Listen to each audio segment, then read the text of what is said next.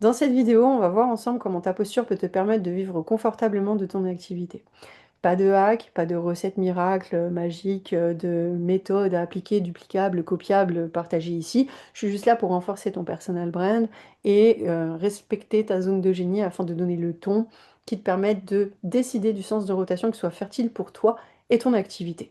Donc, j'ai rien à t'apprendre, mais peut-être à te désapprendre. Concrètement, il y a une chose très importante que j'ai envie de te partager ici dans un premier temps. Ce sont deux fausses croyances que on me demande très, très fréquemment en fait, et trop fréquemment par rapport à la réponse donnée. C'est-à-dire que la plupart du temps, heu, quand on vient vers moi, c'est soit pour vendre plus, soit pour, recevoir plus de clients. Et à chaque fois, moi, je pose la question: «Mais tu veux lequel des 2?» Parce que du coup, c'est pas la même chose. Plus de clients, c'est optimiser le système de délivrabilité. Plus de ventes, c'est optimiser le système de conversion, voire carrément d'acquisition. Et quand, j'en parle, eh bien, la plupart du temps, je m'aperçois que les personnes ne savent pas ce que ça veut dire, n'en ont jamais entendu parler, ne savent même pas à quoi ça ressemble. Donc, très enfantin, j'arrive et je dis: «Bah, concrètement, ce mois-ci, tu as échangé avec combien de personnes?» Et quand je dis combien de personnes, c'est de façon nominative, c'est-à-dire tu peux me les retrouver, d'accord? Tu as des fiches de contact, OK? Et la plupart du temps, ben, c'est pas traqué ça, c'est pas traqué. Les appels, le nombre de rendez-vous bookés, le nombre de rendez-vous, non honorés, le nombre de ventes faites, rien n'est traqué. Du coup, c'est compliqué de répondre aux besoins singuliers d'une entreprise si c'est pas mesuré à ce niveau-là. Et ce qui veut dire qu'à ce moment-là, ben, je peux ni optimiser, enfin, ça sert à rien d'optimiser le système de délivrabilité si les gens ne maîtrisent pas le système d'acquisition. Et puis de l'autre côté, si on ne maîtrise pas le système d'acquisition, ça sert aussi à rien de chercher à développer le système de conversion, le système de vente. Donc, ce qui est important de savoir, c'est que à chaque fois, ça nécessite des domaines d'expertise différents et que si aujourd'hui vous avez plutôt été déçu de vos accompagnements, par exemple, eh bien, il est possible que vous n'ayez pas été sur vos besoins singuliers de votre entreprise en lien avec votre personal brand et donc en lien avec votre expertise. OK?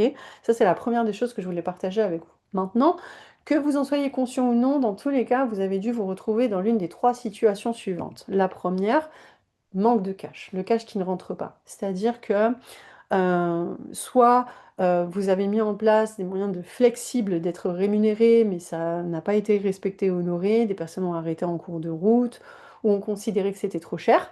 Soit, vous avez, aussi des personnes qui ont décidé d'arrêter en cours de route et qui ont décidé de ne pas transformer leurs résultats et ça veut dire une seule et unique chose, il faut préqualifier vos prospects avant de bosser avec eux. Pourquoi? Parce que potentiellement je vais vous sortir un exemple concret, j'ai des personnes qui me disent: «Moi, je travaille en individuel, moi, je travaille, de façon personnalisée, donc il y a pas d'intention. En gros, je bosse avec n'importe qui, n'importe quoi, n'importe quand». Voilà, je peux t'aider à tout. Donc en fait, on s'adresse à tout le monde et en plus, on ne donne pas d'objectif dans nos accompagnements. Du coup, on ne sait pas vraiment où est-ce qu'on s'en va, on sait à la limite combien de temps ça va durer, mais on n'accompagne pas la transformation. Donc on ne vend pas une transformation, OK? Dès lors il n'y a pas de promesse, on ne vend pas une transformation, OK? On est dans l'accompagnement, mais ça veut dire aussi qu'on accompagne soit dans ce qui est fertile pour la personne, soit, dans des éléments régressifs de la personne. Et ben, ça, c'est en fonction de, ce que la personne, elle vient chercher et est-ce qu'elle est impliquée? Est-ce qu'elle en est consciente? Est-ce qu'elle est vraiment investie? On ne sait pas. Donc pour pouvoir savoir si elle est réellement investie, on a besoin de mettre en place le système de préqualification. Le cash, quand il ne rentre pas, c'est souvent parce que le prix ne correspond pas ou quand le prix correspond, que, la façon dont l'offre, elle est délivrée, elle est pitchée, d'accord? Elle est communiquée sur les réseaux sociaux. La façon dont on s'adresse à sa cible n'est pas assez précise, OK? Et je sais que ça part d'une bonne intention, du fait que vous voulez aider plus de personnes, mais le truc, c'est que ça vous met dans le syndrome du sauveur et dans le syndrome du sauveur, on sacrifie quoi? On sacrifie le chiffre d'affaires, on sacrifie la sécurité aussi, émotionnelle et au niveau du syndrome du sauveur, ce qui se passe, c'est que aussi vous tendez trop facilement la main lorsque vous êtes en appel de vente. vous vous raccordez trop facilement auprès de votre prospect pour lui montrer que vous croyez en lui et que ben, s'il le décide, il peut avancer. Mais comme il a trop le choix, il n'est pas forcément engagé de l'autre côté. C'est même vous qui êtes plus engagé, limite à faire à la place d'eux, en fait, et pour la personne. OK? Et vous avez bon signer des contrats, les contracter, etc. Dans tous les cas, c'est pas assez récurrent, régulier, assez précis pour être viable et prédictible dans le temps. On est un petit peu sur une stratégie organique là, peu ciblée, qui fait que franchement, ça va toucher quoi? 1% de votre audience et elle va mettre quoi? Peut-être 1 à 2, 3 ans avant de passer à l'action. C'est clairement pas rentable. Ok? Situation numéro 2, vendre à la consommation. Ah ouais, moi, je suis dans l'éthique, je fonctionne à la séance, je comprends pas les gens qui vendent des programmes sur 3 mois. Donc, je multiplie petits produits, petits ateliers, challenge, une magnète, immersion, voilà. On y va, on met en place plein de trucs, plein d'offres, il y a bien un moment où ça va plaire à quelqu'un. Et en fait, au final, déjà, ça n'a rien d'éthique, même si voilà, vous avez qu'un seul programme d'accompagnement, un seul système de délivrance, euh, et que vous êtes encore une fois, partons du principe en individuel, une séance de sophrologie, admettons. Voilà, vous savez que la séance, elle va mettre un certain temps d'intégration, vous allez proposer de revoir la personne peut-être dans 15 jours, un mois mais la laisser revenir sans l'engager dans sa transformation. Et elle, de son côté, elle peut décider de jamais vous appeler ou vous appeler au moment où ce sera encore pire qu'avant. Donc voilà, on vend des séances à l'unité, on vend des ateliers à l'unité, on vend de façon individuelle ou collective. Et au final, voilà, on veut faire quelque chose d'éthique, mais au final, il n'y a rien d'éthique dans tout ça.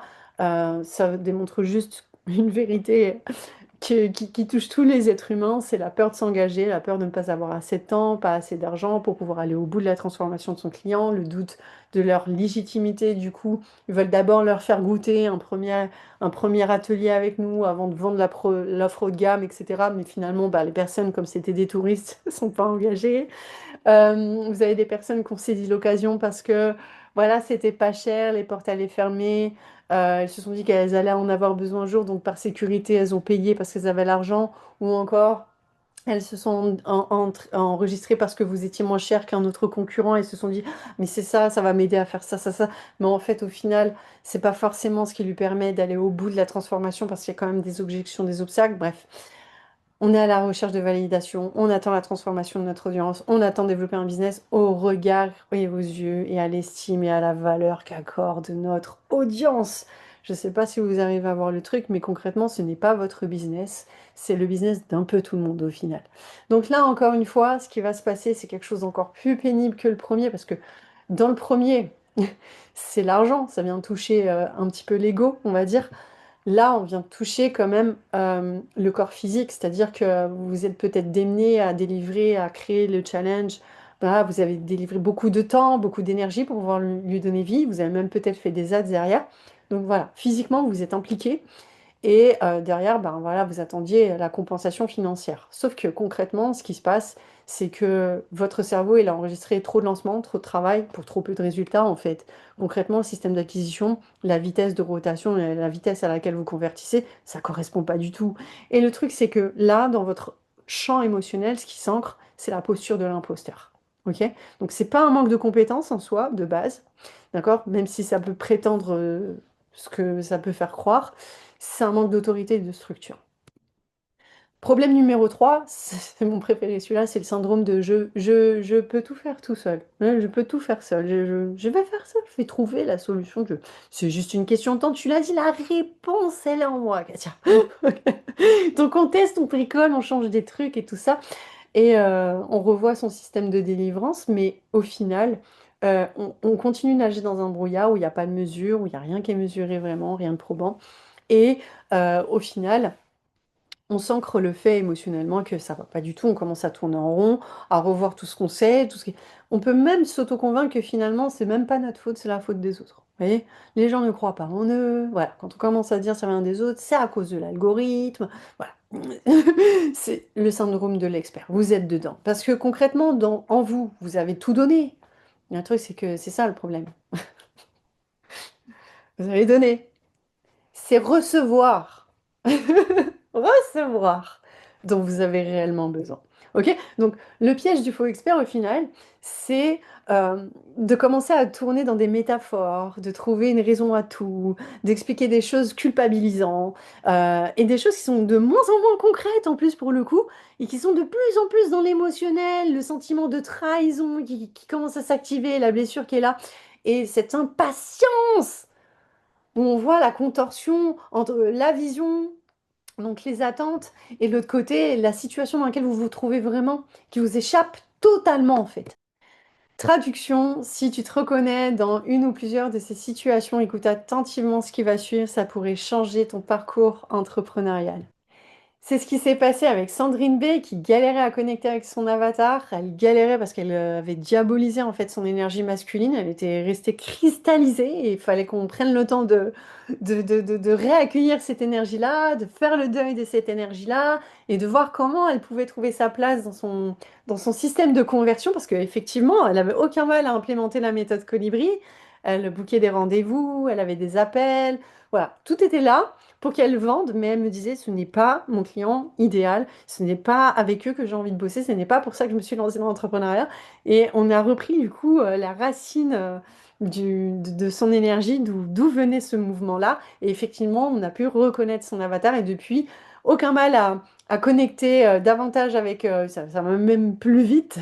Elle, elle a aucun mal à connecter avec son audience, à la développer, à la recevoir en appel. Voilà, la machine est repartie, comme on dit.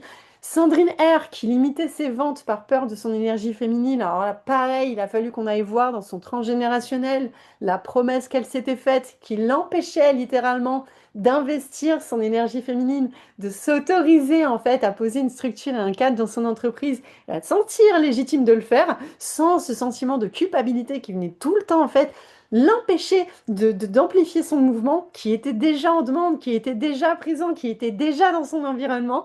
Donc voilà, on a rééquilibré cette énergie-là, elle a retrouvé sa juste place et du coup, elle a pu reprendre le flux naturel de son mouvement. On a Véronique B qui s'épuisait à créer du contenu sans cohérence, c'est-à-dire que pareil, elle avait un message fort, elle avait aucun mal à le partager sur les réseaux, aucun mal à connecter avec son audience, elle est hyper sociable, les personnes n'avaient aucun mal à rentrer en contact avec elle, mais pour le coup, dès qu'il s'agissait de parler de son offre, de se positionner, de mettre en place le système d'acquisition, voilà, eh bien, ça bloquait. À ce moment-là, elle sentait que c'était limité et elle voulait que ça aille plus loin. Et surtout, elle voulait apprendre à se familiariser avec la nouvelle technologie pour pouvoir s'expanser avec son activité en ligne. Et la clé, au final, de tout ça, et le pourquoi je t'ai parlé et je t'ai partagé ces trois témoignages, c'est qu'au final, leur point commun à tous et à toutes, et je pense qu'il n'y a pas de hasard, j'en ai fait partie aussi, ça a été d'intégrer son masculin dans son féminin et de trouver cette juste place dans son propre écosystème, en fait. Ce qui veut dire qu'au final, quelque part, il y a ce système de valeurs inversées qui vient toujours nous challenger dans notre processus d'expansion entrepreneuriale.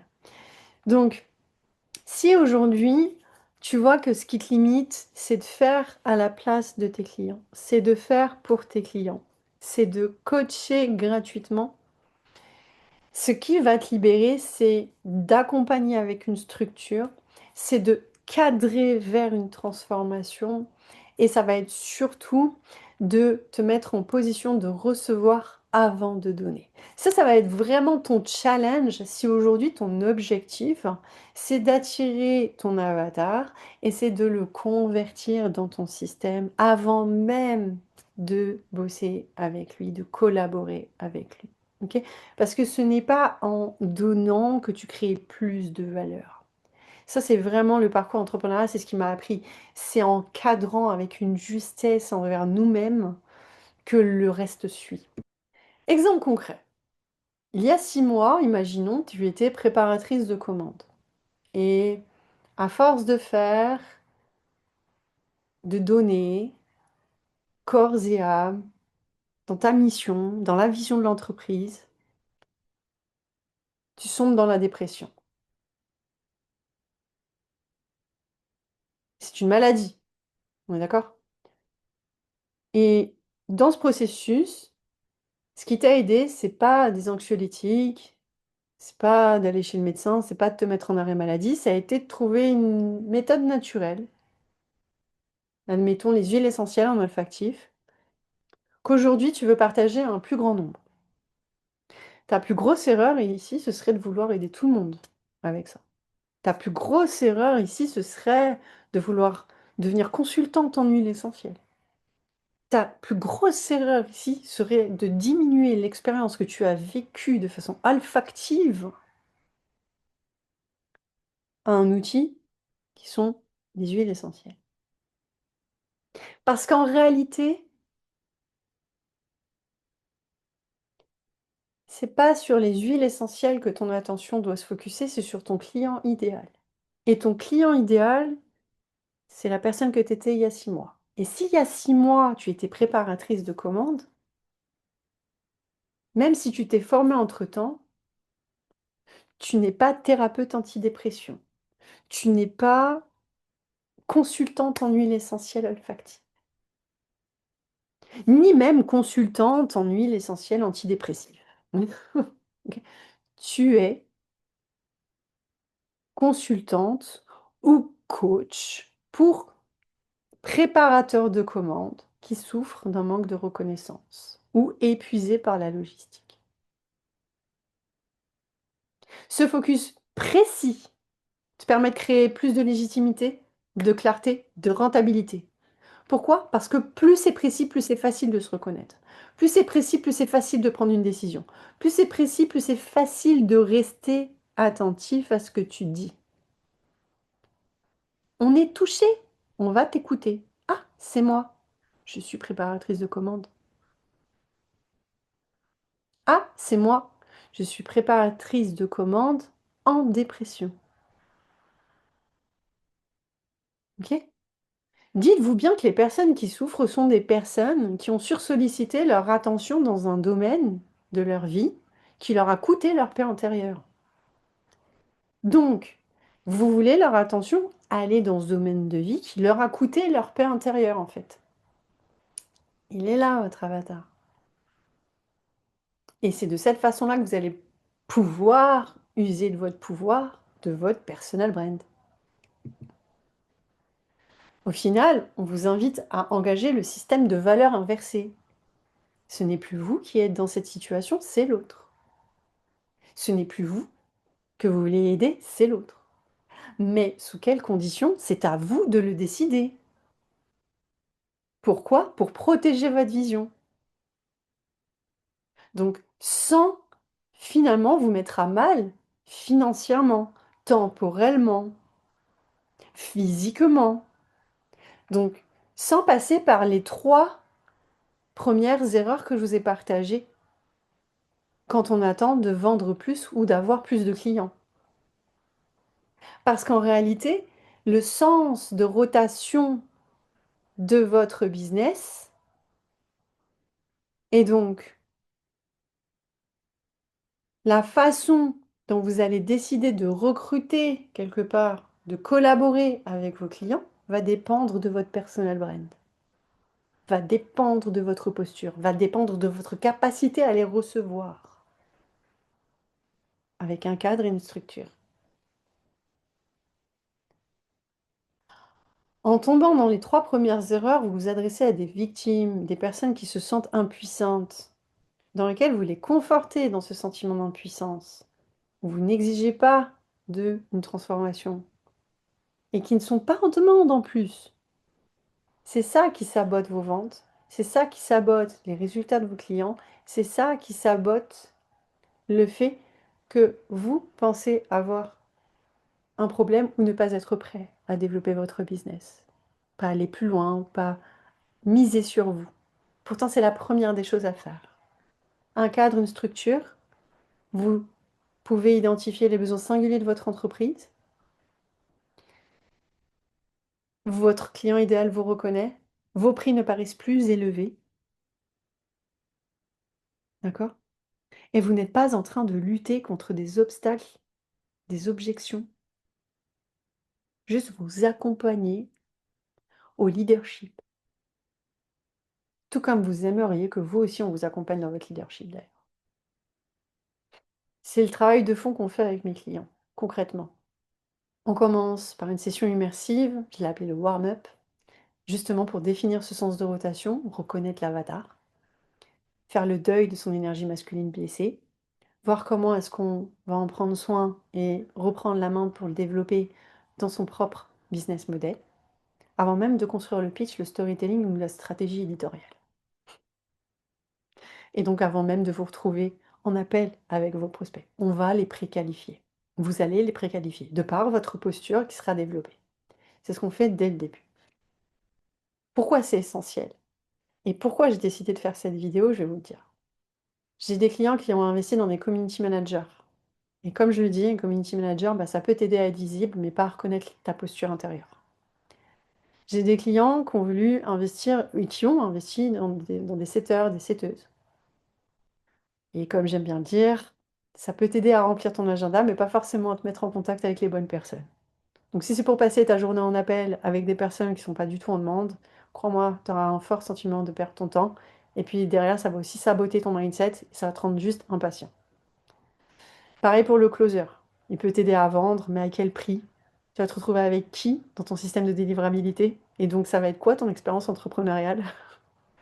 Pas sûr que tu apprécies toutes les étapes. Et aussi, tu as pu même investir dans les pubs. Et là, pour le coup, c'est moi. Tu as pu même investir dans les pubs pour booster ton acquisition. Mais pour qui tu paies cette visibilité au final? Et est-ce que tu arrives à être rentable derrière? Est-ce qu'il y a vraiment une stratégie qui est mise en place derrière dans ton système de préqualification? Parce que s'il n'y a pas ça, tu peux booster. Mais encore une fois, comme pour le closer, tu vas te retrouver avec des personnes, soit des touristes, des personnes qui vont remplir ta newsletter, etc. Des personnes qui ne vont pas forcément acheter. Soit tu vas te retrouver avec des personnes qui, dans ton programme d'accompagnement, bah, finalement, sont pas réellement, ne se sentent pas forcément impliquées dans leur transformation. D'accord? Donc, si tu as déjà essayé tout ça aujourd'hui sans résultat probant, dans tous les cas, tu sais pourquoi.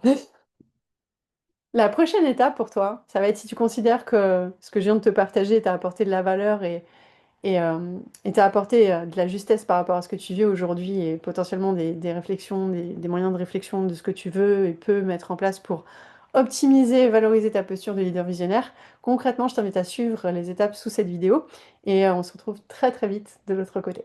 Ciao ciao!